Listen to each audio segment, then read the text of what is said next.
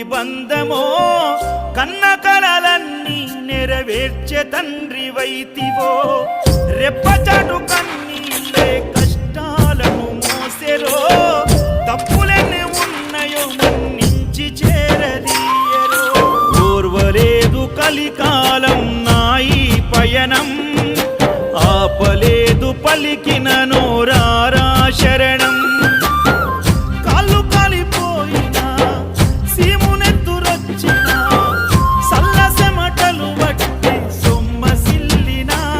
కనిపిస్తే చాలు అంటూ